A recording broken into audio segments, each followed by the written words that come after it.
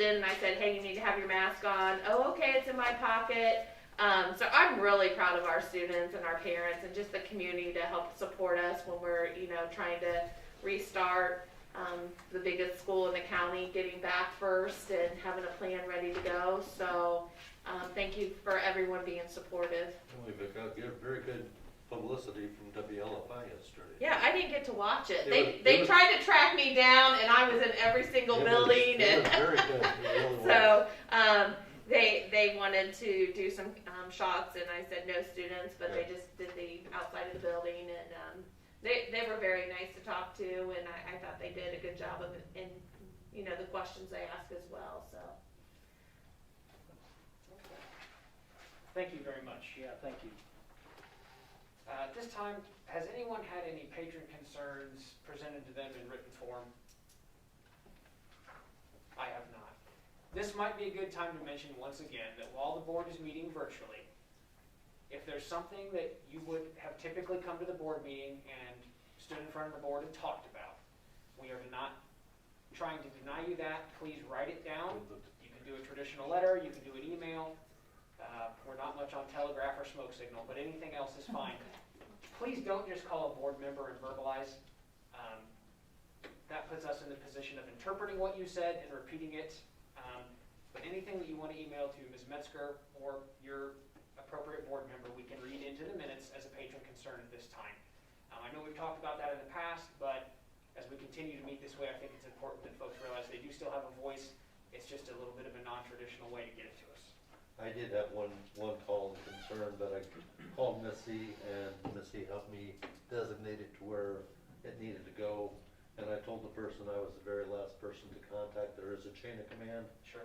And I know our athletic director took care of it very well. Wonderful. And for folks that might have a kindergartner this year or new to the corporation, if you have a challenge with your child's education, start with their teacher or coach or whoever's in charge of them at that moment. If you can't get a resolution, you go to your building level principal. If you can't get resolution there, you call central office. It's been said before many times, but it bears repeating, particularly for folks that are new to our community. Moving on, we have the consent agenda, which was discussed in detail at the work session. Are there any specific items to be called out or things that we wish to vote on separately?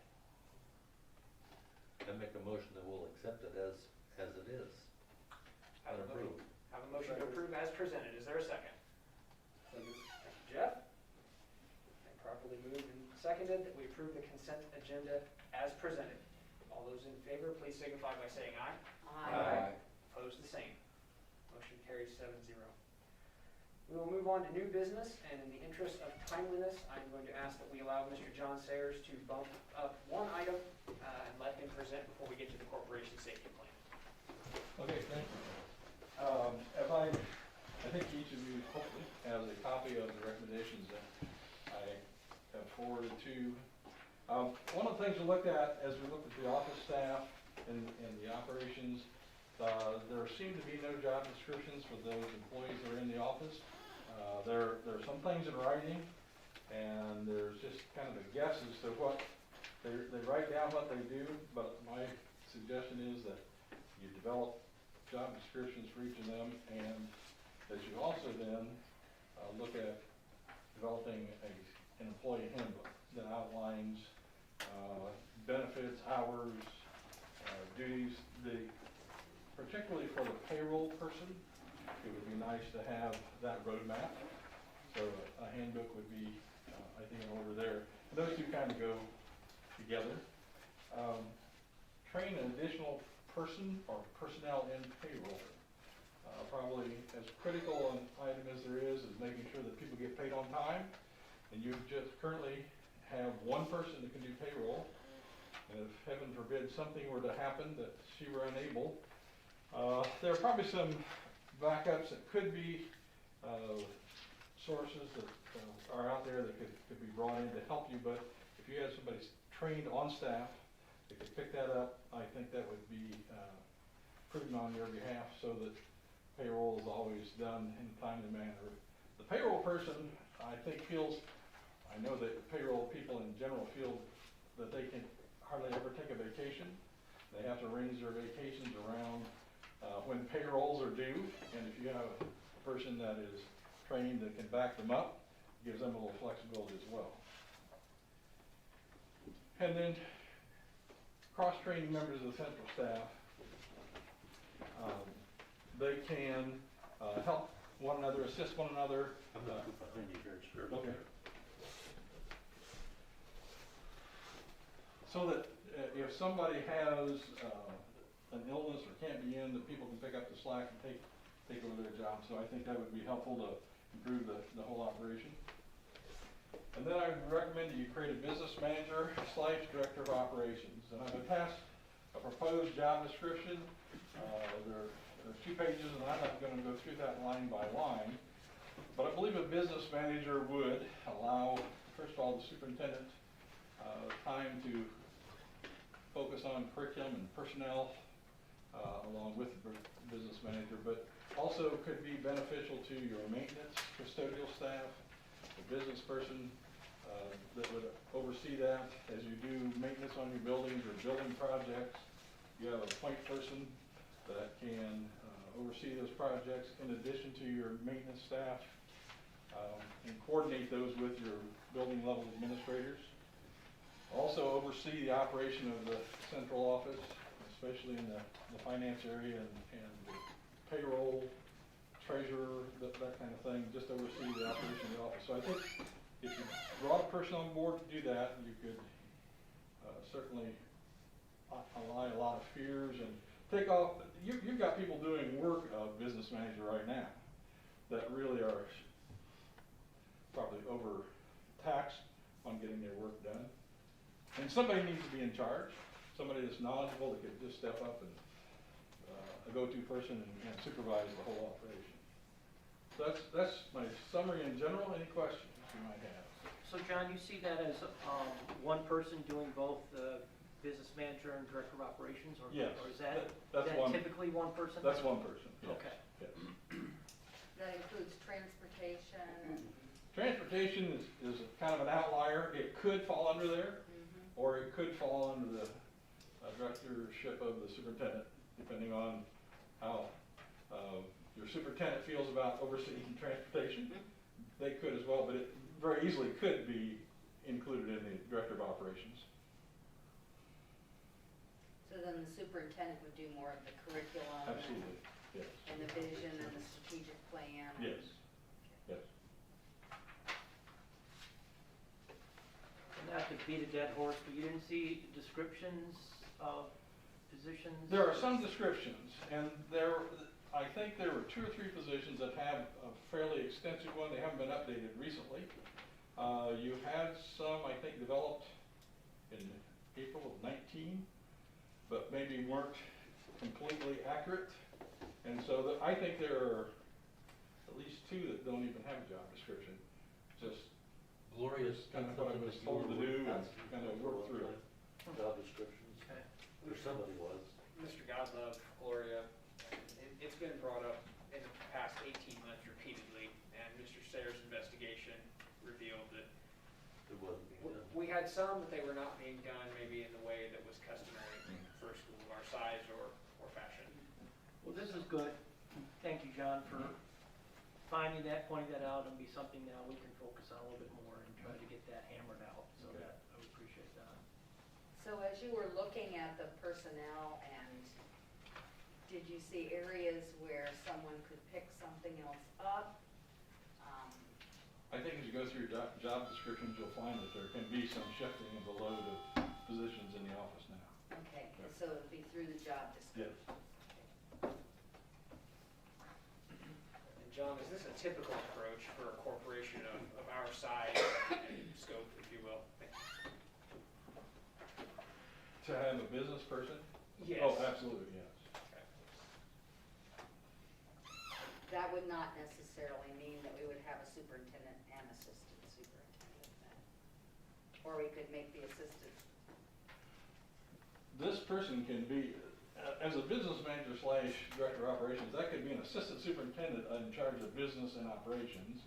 Okay. Or it can be, if you don't label it as assistant principal, or I'm sorry, assistant superintendent in charge of, then they don't have to hold a superintendent's license. You could bring in a person from the outside who's, well, it's not unusual for business people to have a background in the business world prior to coming on board.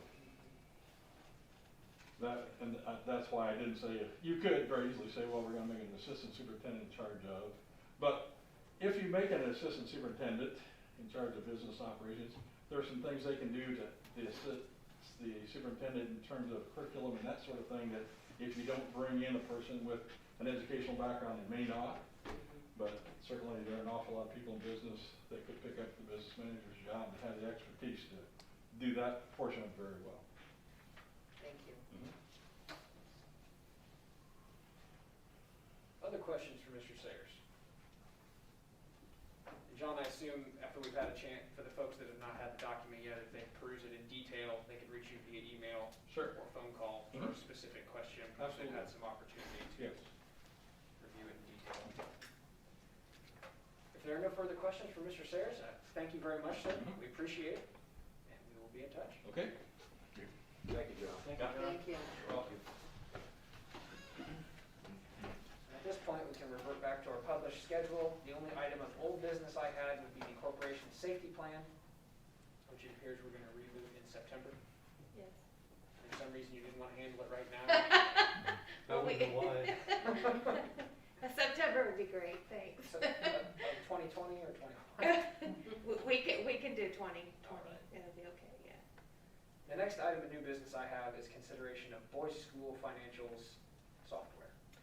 This is the Computrol, finally got on the list. It was a long list to get the web-based financial software. So we are on the list now, and we are going to plan that switch over September 28th and the 29th. We had a phone conference with the team there at Computrol, and Holly, we wanted to make sure she was comfortable with when payroll and so forth. So she thought that would be a good time to do it because they actually come in and train us as we go through payroll step by step. They will be on site for those 3 days. And then the training actually will take September 30th. They'll work it, go through an actual payroll with Holly and step by step. So I felt confident. The ladies really like the web-based. They can work from home. We can actually work on it at the same time. Usually now we have to go into each other's office and say, hey, can you log off? I have to log in. It's just a really old DOS system that needs to be replaced. So they're very excited for it. A lot of times they have to come in on the weekends. Now they can work from home. So it is a cloud-based. We can log in and get things done. Easier to navigate, and like I said, as many people can be on it as we need to during the day. So It is secure. You're not sure we should do this? No, if they, yeah, I would say, recommend you say yes. They would be very happy in the office. It is comparable to what our annual cost right now is $15,000 to go web-based. It's $17,000. So it's a couple thousand more a year, but the benefits of it certainly outweigh what we currently have. We can keep them from at home to do their work. Yeah. Especially when we have snow days and it's bad, or those e-learning days. We were in the office every day where it would have been nice, or they were carrying all their forms home. So this will be nice for them to be able to have the software loaded on a laptop. Accepting motions? I believe Yes. so. Motion's been made that we accept the voice school financial software. Is there a second? Second. Take your pick. We'll assign that to Mr. Ruska. Been properly moved and seconded. All those in favor, please say aye. Aye. Opposed, the same. Motion carries 7-0. The next item I have is the 403B plan adoption agreement. This is a plan that consists actually of 2 documents. It's a basic plan document that includes provisions, and this is required by the Internal Revenue Code and the Treasurer's regulations. The second part of this is an adoption agreement regarding the actual features that we chose, and that document is pretty long and intensive. We had to call them several times and say, what is this? Explain it to us. We didn't merely just want to say, yes, we agree to it. That is included in your packet of information, but it basically allows employees to make pre-tax elective deferrals or the after-tax deferrals with the raw. So we just, every so often, we have to renew that agreement. So we don't really have a choice in the matter, so. Especially with IRS. It's a little, yeah. Jeff, I believe you're a big fan of motions we have no choice about. Would you care to? Sure. Do you like working with the IRS? Do I have a second? Thank you, Mike. Properly moved and seconded. All those in favor, please say aye. Aye. Opposed, the same. Thanks for the shout out. Next up is consideration of bylaws for Indian trails. This is every 5 years we go over and the bylaws, and lucky me, I got to sit in, and it was the 5th year, so I got to go to the meeting. It's a District 10, and this is where we actually sat down and agreed on the price of those students that come from other districts to take our CTE classes. If you read the minutes, it did go back and forth quite a bit of the voting. The smaller schools, of course, wanted the lower amount to send to us. I will say Jim Stradling does a very nice job of laying it out there and saying, you know, Twin Lakes is the one that has a lot of these courses, and after a while, if you're not paying them, they're not going to offer you seats, because we have kids that will take those courses. So what we did presently before, the last 5 years, it was simply each of them, we took the teacher, we divided it among the students with the benefits, and that was the cost. We decided, and that formula is very hard for payroll and everyone else involved. So we wanted to make it easier, and Mr. Stradling proposed that we actually do just a flat rate of $250 per student. That was, courses range from $130 to $400, okay, depending on the course. So he first proposed $500, and the small schools did not like that. So we came to an agreement of $250 per student. There is one course that, the criminal justice course that's taught at Delphi, is very expensive.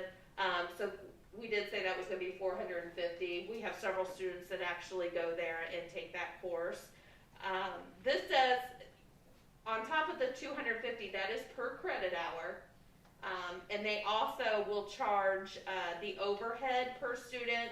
So if the kids come for welding, the steel, whatever pricing that may be, the students have to pay for that as well. So it went back and forth. It was very eye-opening to see the differences, but I understand between the small schools and the large school and the funding, and you know, they're in a pinch for money too to send them. The one thing that we did pull out of the bylaw so that we didn't have to wait every 5 years was this funding. So next year we can revisit. If 250 isn't correct, we think it needs to be more, or we want to have some more leveling of the specific courses because of the cost, we can come back and revisit that. Before, it was just in the bylaw, and we could not change it for 5 years. So we all agreed to pull that out. We felt that was best. And so that is, all that information is in there. So you can see how I voted in those minutes. So I won't go into that, but if you are interested in that, it is in the minutes. Thank you for that explanation. You've heard the recommendation. Is there any discussion? I'd entertain a motion. Thank you, Mike. Second. Gloria? Properly moved and seconded that we accept the bylaws for Indian trails. All those in favor, please say aye. Opposed, the same. Motion carries 7-0. The next item is consideration of Bose, McKinney, and Evans as our selection for our school board attorney. Would either of the members or of that committee care to comment? They're both sitting in the team. We had several people apply, and we want to thank them all for making the effort to put an application in. We also had Bose McKinney and Evans apply. There were actually 2 firms that applied, I think, that had more than one attorney that we saw. And we've worked with Bose McKinney and Evans in the past, and I think this has the potential for us to get some additional services from them at a lower cost than we have actually incurred in the past. So we recommend to the board that we approve Bose McKinney and Evans as the school board attorneys. Maureen, would you like to add anything? Yeah, just their knowledge of school law, I think, just took them to the top, and I don't think there's any question at all. I think this is the best group. Yeah, it's a very specialized set of statutes that we are dealing with now, and there are a lot of them. So that's our recommendation. I'll make the motion. Thank you, Scott. Is there a second? I'll second. Thank you, John. Properly moved and seconded that we approve BM&E as our school board attorney. All those in favor, please signify by saying aye. Aye. Opposed, the same. Motion carries 7-0. Other new business. At this time, I'd entertain a motion from any of our board members to approve Deb Metzger as our interim superintendent. So moved. Thank you, Mike. Sorry, who was the second? Jeff? Jeff. Been properly moved and seconded that we approve Ms. Metzger as our interim superintendent. All those in favor, please signify by saying aye. Aye. Opposed, the same. Motion carries 7-0. Congratulations. Thank you. Thank you. Thank you, Deb. You think Not that that you you would? think, do it. Yeah. Yeah, congratulations may be a stretch. You know, Shane, maybe since we're live on Facebook, or yeah, I think that's where we're at. YouTube. We should lift out that Mr. Galvin turned his resignation in, and that was in the consent agenda. So we find ourselves without a superintendent of a person with that title currently. So that's why we're voting on Ms. Metzger to be the interim superintendent. Excellent clarification. That resignation came in this morning after North Posey Board was able to meet. We wish Mr. Galvin the best, but it did create a vacancy for us. So that is an interim position, and we wish Ms. Metzger the best of luck in this interesting time to be a superintendent. Other new business. Seeing none, we have a couple items under ongoing activities. One of those would be corporation role responsibilities. Any updates or news? I think Mr. Sayers kind of touched on that that's definitely still a need for us, is a firm job description for everyone. The other item I would have would be any updates or thoughts on Woodlawn. No, other than Denny did show me the chimney, and it's going to need something done to it. I think we might risk going through another winter on it. What do you think, Maureen? Yeah. It's worth noting that it's been 8 years since Woodlawn closed, I believe, 2012. And it has provided excellent service to the community. After it closed, it's a great school in a variety of forms. But that cannot hold indefinitely. And we want to support the community in every way we can, but that is a building that was closed due to its age. And unfortunately, that aging process continues. We welcome any and all thoughts as to... And support and help. Yes, that's exactly right. So while we certainly have bigger fish to fry right now, it should be noted that we're still aware of that item and looking for a successful resolution for it at some point in the future. Other old business. I do have one question relative to this document that showed the attendance at 2257 currently, I believe, Yes. Ms. Metzger. Mm-hmm. What was our attendance, our ADM last year, do you remember? I forgot to put that on there, didn't I? It was the mid-2300s, I believe. I thought we were shy 60, weren't we? Probably more than that right now. I did put the 1920 enrollment on for each of the schools.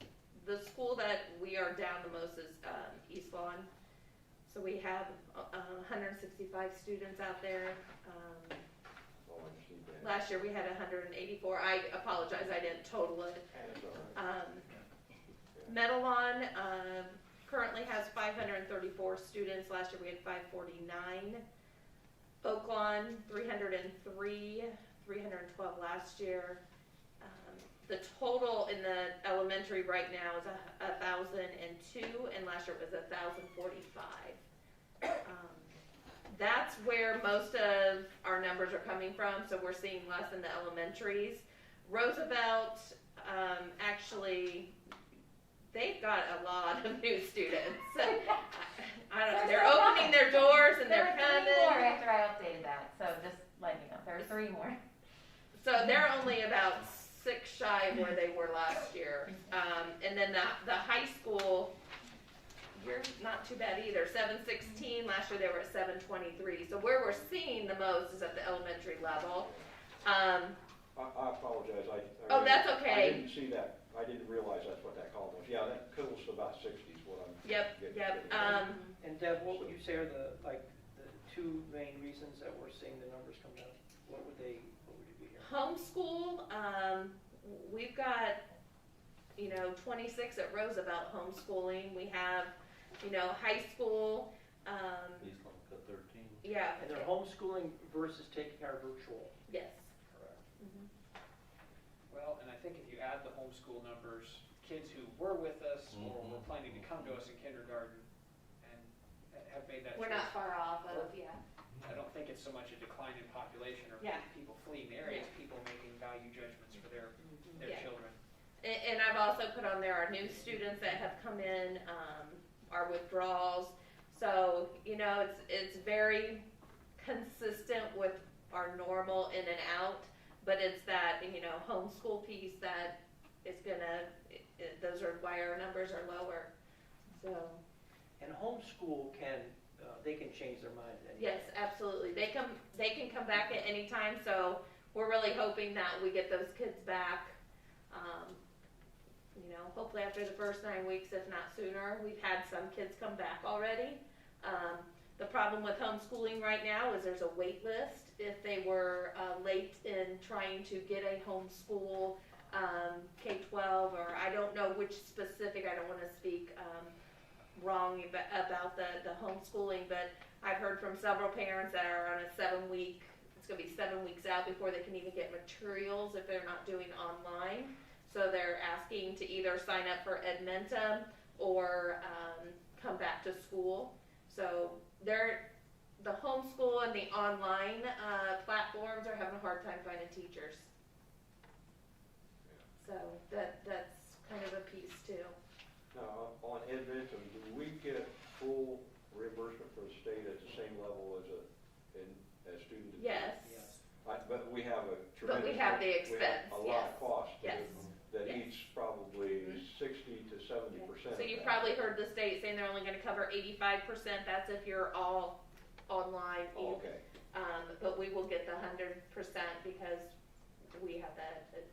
Some are doing brick and mortar, some are doing Edmentum, some. So if they're homeschooling, of course we don't get any funding. But if it's Edmentum, we'll get 100%, and then our cost. Will we be able to, when we file for the care reimbursement, will any of that money come back to reimburse us for that money that we put out to Edmentum? Yeah, we set aside $80,000. Okay, That probably won't cover half, but it'll cover some. okay. And we're hoping to get some of those students back so we're not paying that full amount. And also the high school had already purchased their seats, which helped. Yeah. 70 seats, and you still have some remaining, right? We're full. They're full. So, But that was a budgeted item, right? yes. And Deb, do we have anything in place to do a follow-up to see how the homeschooling situation's going? Just to have something in place to go every, couple weeks to say, how are things going? And just let them know the doors are still open for them to return to us. I'm not really. The only contact we would have would be our Edmentum students. Since they're not enrolled with us, we're not going to have their current information, phone numbers. So really, us contacting them probably isn't such a good idea. Also, Well, this is a lot of money, Mhm. so, I mean, I think that's You something even we have need the to time be. to do that. How do you find them? Well, that's my question, is there even a way to find them, or is there, I mean, Well, we have their names. when they withdraw, we do have to indicate that they're going to be homeschooled, but I would not feel comfortable contacting them, asking them to come back if that was their choice. An Edmonton student, we will be logging in, and even though we're not using our teachers, we want to make sure that they're doing what they need to be doing, and we will be checking in on them. So we have all rights, we can go in, we can see their progress, so we will be making contact with those students. Do the families that are homeschooling know that they can come back at any time and that these are, these doors are open? And they would be, how would they know that? That's in our reentry plan, they can contact the school, some already have contacted the school. When they withdraw, we try to tell them at any time you can come back. Okay. So as much as possible, we've advertised that, yes, please come back to us. Some have voiced, if it's in 9 weeks, they'll probably come back to us, or a semester, depending on the situation. I think some are kind of holding back to see how things go the first 9 weeks. But I think we've tried our best to communicate that with them. And the parents are responsible then for their education. If they don't get a concept or something, it's not our responsibility when they're home. Right, that's not the issue. Yeah. I think the issue is that we've lost a lot of families to homeschooling because of a variety of reasons. Some are afraid of wearing masks, some are afraid of COVID, some are just not comfortable with the situation. And a lot of these are new families that are homeschooling that haven't homeschooled before. Right. The families that have homeschooled for a long time, I think, know very well the procedures, how to get back in, and they also know and have avenues for getting their education with different groupings and stuff. But I think that we'd be remiss if we don't really make sure that we are letting them all know and working at trying to get those back, because these are numbers that are going to be hard to reconcile over time. And I think, Deb, you mentioned last time we spoke a little bit, is that these numbers that we're getting right now are going to be painful to us in the long run. So anything we can do, I think, because a lot of times what happens is you have families or parents that think, oh, I can do homeschooling, and they get into it, and then they go, wow, this is a lot harder than I thought. This is not what I expected to be. And as long as you guys are feeling comfortable that they know that anytime this is not going well, that they can come back, then I'm okay with that. But I think we're going to have a lot of families who are going to get into this, and they're going to be wishing that they had not done it.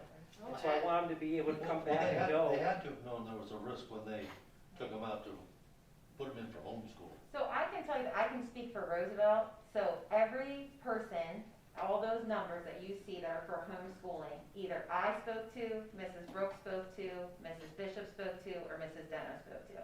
So we spoke to every single one of those parents. And when we had the conversation, when they said we want to do homeschooling, we explained what that is.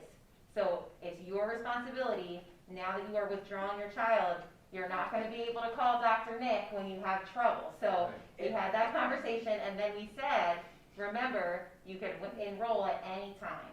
So And your we numbers- had that. And your numbers are low, and I think that shows what nice work you've done. And I guess I'm asking, has that been done as well everywhere? We're feeling comfortable with that, right?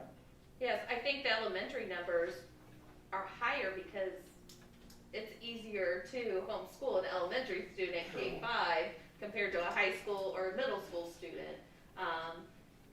When they signed up for Edmonton, some of them just wanted information. Some were deciding between, going with Edmonton or Indiana Connections, and some just said, we're gonna go with this program, and then, principals called and probably spent, a month contacting parents. So they have spent a lot of hours contacting parents, and I don't want to say we tried our best to say this is what's expected in homeschooling. This is what is expected when you get to school.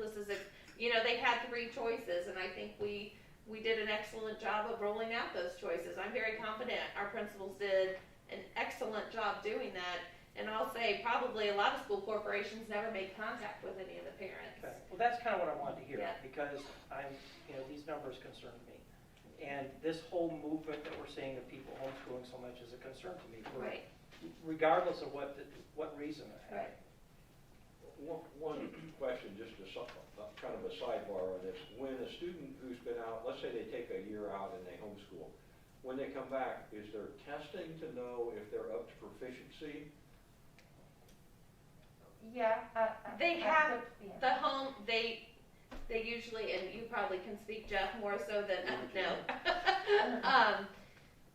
I don't know enough about homeschooling. No, I meant, is there testing by us to make sure that person who homeschooled during 3rd grade is now ready for 4th grade? No. Okay, so So- they automatically go into 4th grade? Yeah. Okay. If we get their records, yes. But I will say, and I can only speak for Roosevelt, so Roosevelt, every student has like, I guess it's, I don't want to say a placement test, but it's like a beginning of the year test We to do, where we yeah. see what We their do levels benchmark are. testing for sure. And that's, every student does that. So then we get a feel for what their levels are, so And then it's we can just- meet yeah. their needs. Gotcha. We used to call that a pre-test. when I Yes, was- pre-testing. Right. So, we Yes. do Pivot, I'm Ready, we've got Uh-huh. STAR for dyslexia. Yeah. We do, the first, 9 weeks is where are they? And so as they come in, we gotta get a benchmark for everyone, not only homeschool students. And, we go from there with our interventions and our RTI program. And so question is, we put them where they say they are, what grade they are, and we'll give them support where they need it. I think you folks just pointed out a difference between my generation and this generation. And that is, in my generation, the teachers taught to the class, and in this generation, with data and statistics, you're teaching to the students. Yep. To That's the our goal. individual students. Yep. Yeah. Thank you. Yes. Deb, can I just add to Yes. any of the students that receive special education services that have chosen to homeschool, we will offer them a service plan, which will give them special education consultation, even though they are getting homeschool in the area of academics as well as speech and language, or occupational therapy or physical therapy. Is that funded by the state, Mrs. McElroy? That, the special education dollars, we will get special education dollars out of the federal Out of the federal money? for those students. Okay, thank you. Other items to come before the board. I just wondered if TLCTO wants to, thank you for the survey that you distributed. Do you want to summarize or make any comments on this, or is it just for our edification at this time? For you to go through, peruse and kind of see what some of the teachers thought. There were some free-form comments, some not.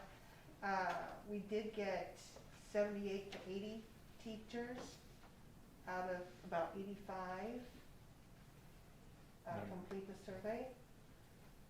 And we gave them a question where they could do check marks, and we put the percentages next to that, and then they had an opportunity to add a comment that was not addressed on that check mark list.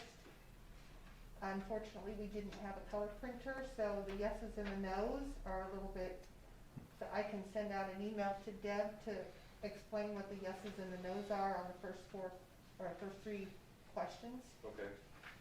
That way you'll know what those percentages are, because it's not clear in the black and white.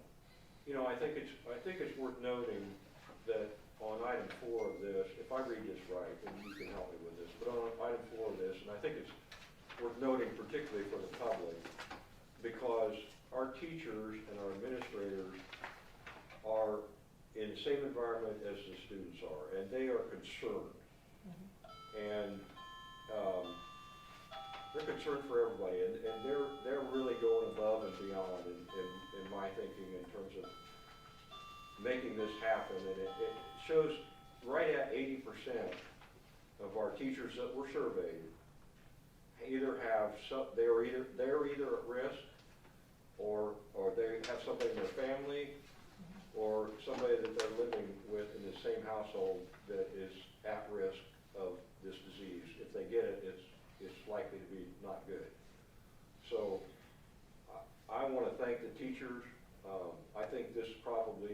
about half of our teachers, roughly. Yeah. So I think it's a pretty good sampling of our teachers. I want to make sure that they know that the board really appreciates them coming to work every day and doing their best to work through this and make this happen, because face-to-face education, there is really no substitute for it. There is not. So, thank you to all of our teachers and all of our staff. Especially the custodian for all they're doing too. That's an excellent point. Thank you for sharing that with us. We appreciate it. Other items to come